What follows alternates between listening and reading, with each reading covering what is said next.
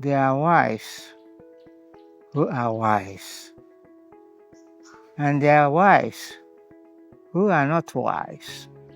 I've been very lucky. I have a wife who helps, who keeps the home. Lolo Mercy Uzako Wakwe, the wife of this man sitting near me. Innocent Wanyanwu Wakwe. We have been married this April 19th of 2025. 60 years. This girl, God just selected her for me. When I left for England, leaving her at Port Harcourt, her friends were taunting her, so that man is gone. But I gave her assurance. She was allowed to do her school cert. When she dropped the pen after the exam, we had arranged for her to come to England.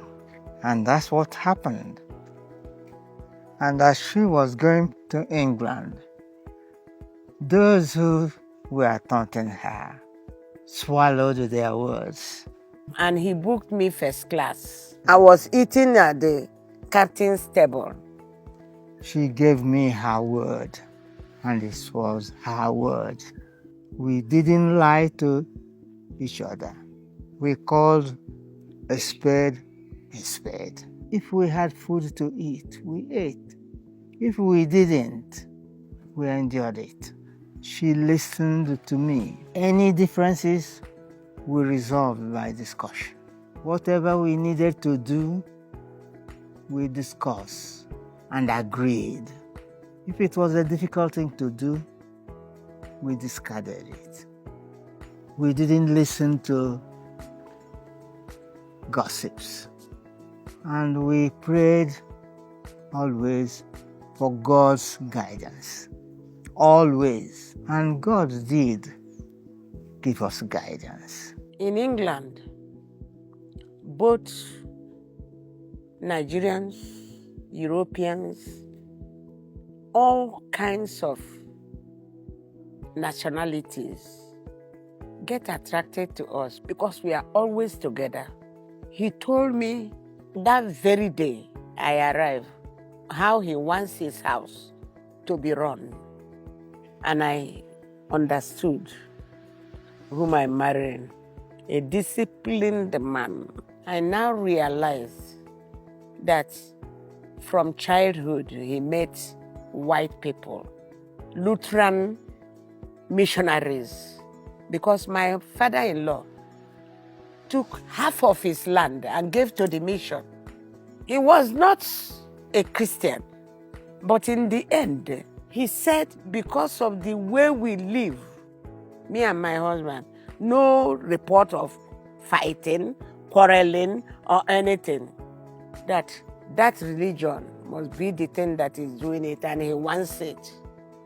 He got baptized, and he died at the age of 96. God comes first in our life. We put God first.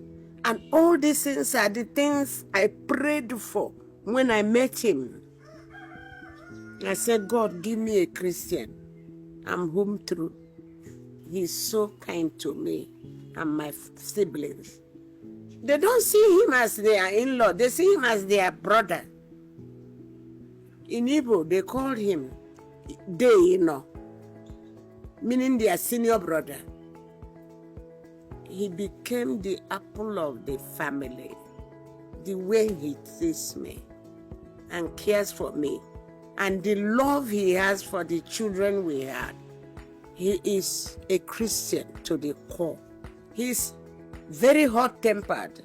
But when I said, no, he don't do, he will keep quiet.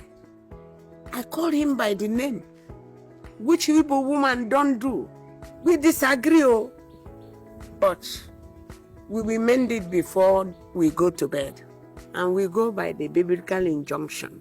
And when you do that, you know that marriage is sweet. We have been tried many times with adversities that is beyond us, but we stuck together. Can you imagine losing a child and you are saying, God, thank you? It's madness, but we do. We said, you brought, you taken.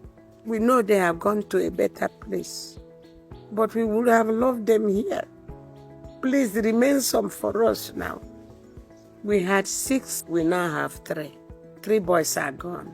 When I met her, she didn't want to talk to me. And I loved her terribly. I turn this way, I see him. I will run. Going to school, though.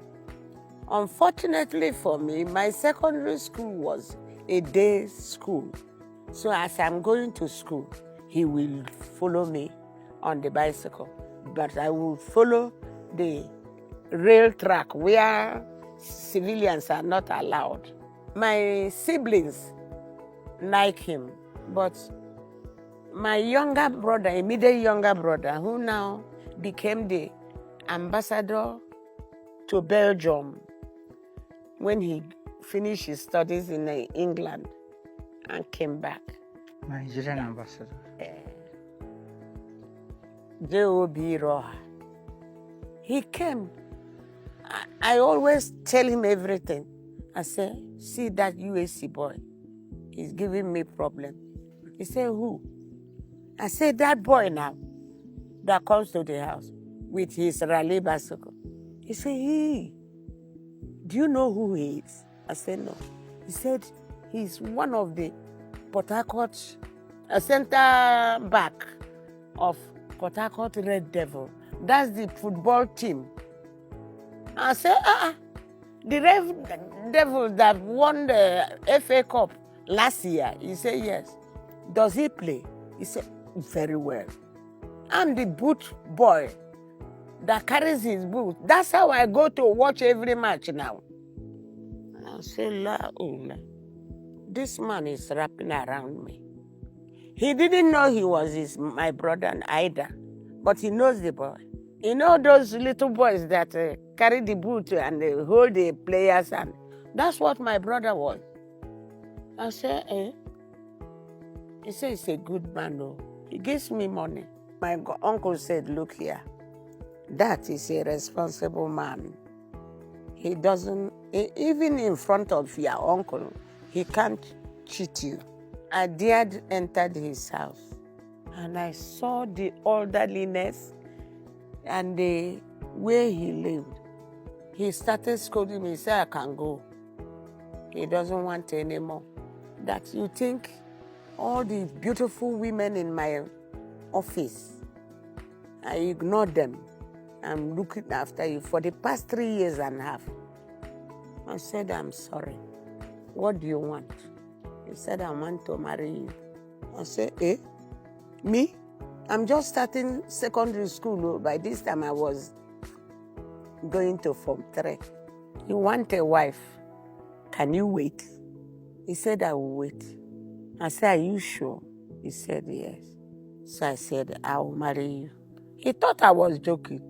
He went and brought a sherry wine. He poured it in a glass. He said, take, drink that wine. I said, I don't eat in people's house. It's my policy. My father told us so. I looked at him sternly. He said, drink it if you want to marry me. I didn't know the tradition. I just sipped it and gave it back to him. He drank it. As he was drinking it, my uncle looked through the window. You people lock yourself. He just removed the wine and grabbed me. Did I know what I did? I said, no. You just said yes in the traditional way. And now, all these streaming people that comes, they want to marry you. Please, tell your father to stop gathering the wine. I said, no. In Igbo tradition, whether you are going to agree or not, your people must drink the wine. One day he said to me, actually, I have gotten admission to read in England. I said, what? You mean you are quitting here? Who is sponsoring you? He said, well, God is there. My uncle is there. And they will sponsor me. Because I know the father is in the village and the mother. I never knew the father was one of the warrant chiefs in those days, attached to the DO, and that the brother had gone to World War II in India and come back and had a very beautiful job. I didn't know anything about them. I've not even gone to their side of the world. So I said, and what will happen to us? I said, because anybody that went to England that time came back with a white wife. He said, no, I'm not going there for marriage. I'm going to study. And when you finish, you come over and we get wedded. I said, well, my father had just had signals to leave Port Harcourt and go back to the north. You know, all our lives we spent it in the north. I said, if you don't hurry up now and bring your people and carry the wine, you are not going to marry me. Because I'll go by the thing my family says. He said, okay, thank you for telling me. Believe you me, he took off 1 week from work. He really does that, and they allowed him. He went where the brother was working, told him everything, because the father said, you are not stepping a foot that you are going in a foreign land again without getting married. From the day he proposed to me, my mother was ever ready with the ingredients in case they come. And we gave them food. The brother said, I saw her pounding. Is she the one? He said, yes. She does everything. My mother taught me well. We have good parents who brought us up and who are not afraid to tell us, look, my son, my girl, you are wrong here. And you were brought up to listen to your parents. Our parents were not afraid talking to us. Mm-hmm. We were not afraid talking to our children. Please don't forget to like and subscribe.